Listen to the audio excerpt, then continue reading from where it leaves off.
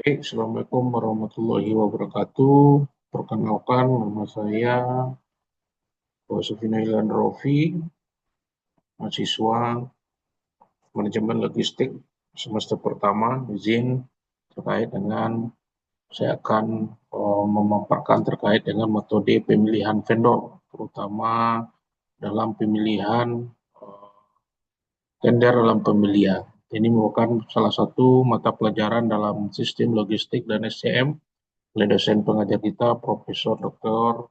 Insinyur Agus Purnomo.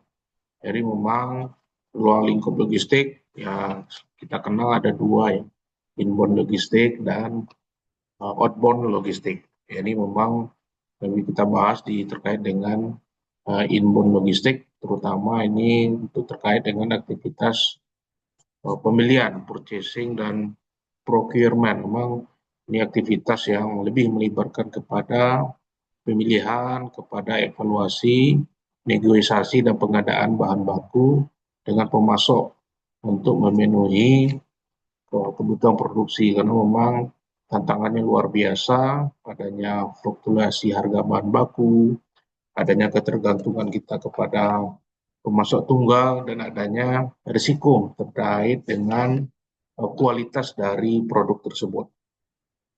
Jadi memang salah satu solusinya adalah yang nanti kita bahas adalah memilih tender atau memilih vendor yang terbaik dalam melakukan produksi kita. Jadi salah satu metode yang akan kita gunakan hari ini adalah metode sistem nilai.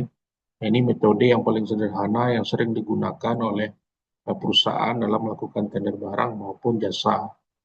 Jadi yang pertama mungkin lebih, nanti kita lihat case-nya seperti apa, ada studi kasus yang akan kita buat.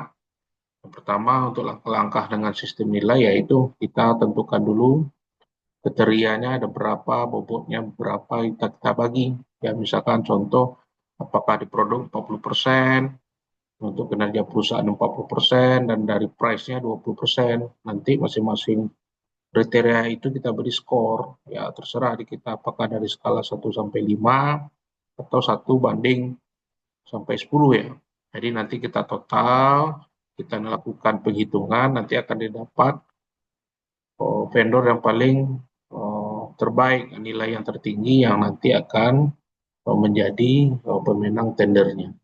Jadi nanti setelah ini ada studi kasus, ya ini salah satu contoh studi kasus bahwa kita akan memilih dari 3 vendor ini sebagai vendor kaleng cat dari perusahaan PT Warna. Jadi di sini sudah ada 4 kriteria dan ada 19 subkriteria yang akan kita nilai masing-masing vendor memiliki keunggulan di mana.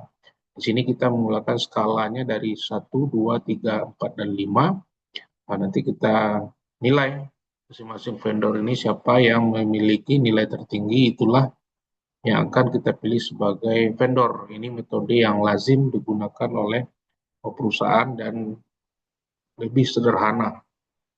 Ya ini untuk studi kasus itu kita bagi menjadi 4 kriteria dengan 19 kriteria.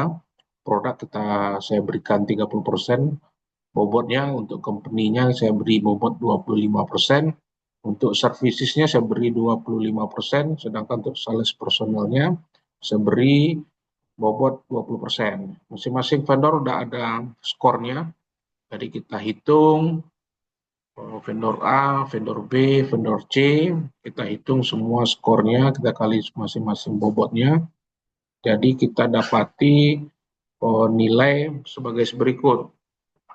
Jadi setelah kita hitung secara total, kita hitung semua penilaian masing-masing vendor dengan 4 kriteria dan ada 19 subkriteria, didapati skor seperti ini.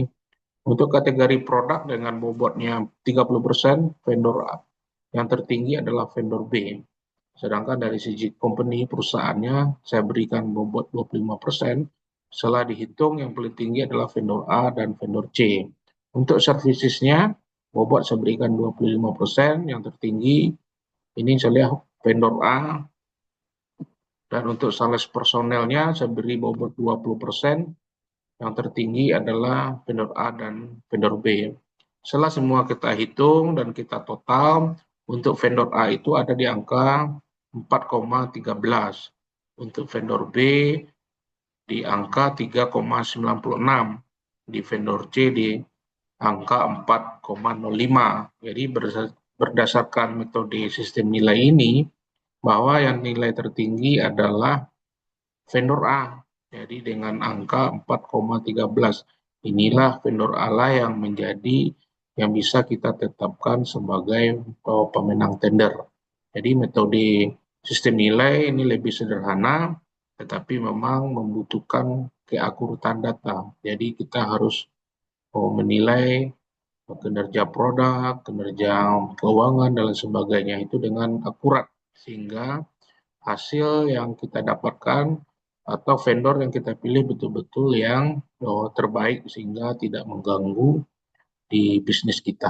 Mungkin demikian terkait dengan salah satu metode yang digunakan dalam pengadaan atau pemilihan vendor. Saya akhiri. Assalamualaikum warahmatullahi wabarakatuh.